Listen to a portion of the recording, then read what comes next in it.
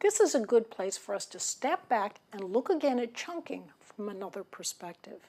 Notice what we're doing here. We're interleaving our learning by jumping back to revisit and deepen our understanding of a topic we've already covered.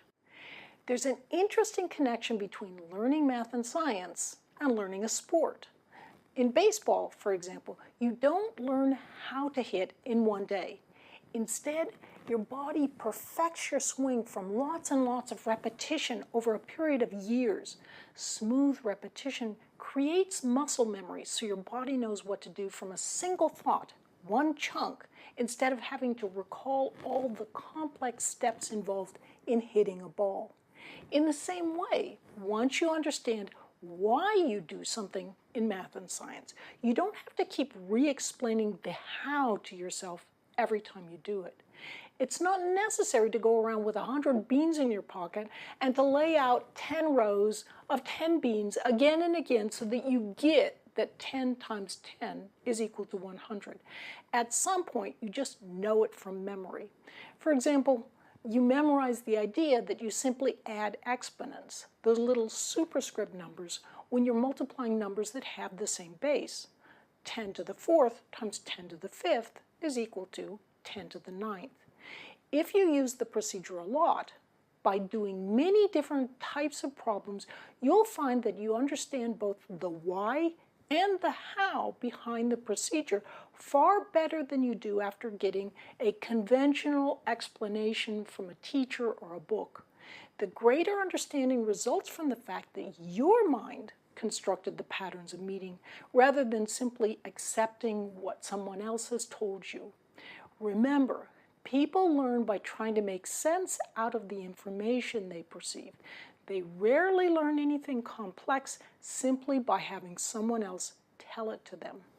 Chess masters, emergency room physicians, fighter pilots, and many other experts often have to make complex decisions rapidly.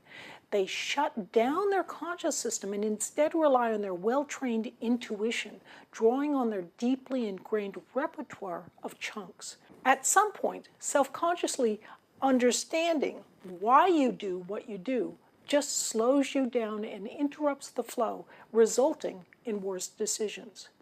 But wait, aren't chess masters and people who can multiply 6-digit numbers in their heads exceptionally gifted? Not necessarily. I'm going to tell it to you straight. Sure, intelligence matters. Being smarter often equates to having a larger working memory. Your hot rod of a memory may be able to hold 9 things in mind instead of 4, and you can latch onto those things like a bulldog, which makes it easier to learn. But guess what? It also makes it more difficult for you to be creative. How's that? It's our old friend and enemy, Einstellung. The idea you are already holding in mind can block you from fresh thoughts. A superb working memory can hold its thoughts so tightly that new thoughts can't easily peek through. Such tightly controlled attention could use an occasional whiff of ADHD-like fresh air, the ability, in other words, to have your attention shift even if you don't want it to shift. If you're one of those people who can't hold a lot in mind at once, you lose focus and start daydreaming in lectures and have to get to someplace quiet to focus so you can use your working memory to its maximum, well, welcome to the clan of the creative. Having a somewhat smaller working memory means you can more easily generalize your learning into new, more creative combinations. Because your working memory, which grows from the focusing abilities of the prefrontal cortex, doesn't lock everything up so tightly, you can more easily get input from other parts of your brain. These other areas, which include the sensory cortex, not only are more in tune with what's going on around you in the environment, but are also the source of dreams, not to mention creative ideas. You may have to work harder sometimes, or even much of the time, to understand what's going on. But once you get something chunked, you can take that chunk and turn it outside in and inside round, putting it through creative paces even you didn't think you were capable of. Here's another point to put in your mental chunker. It is practice. particularly deliberate practice on the toughest aspects of the material that can help lift average brains into the realm of those with more natural gifts. Just as you can practice lifting weights and get bigger muscles over time, you can also practice certain mental patterns that deepen and enlarge in your mind.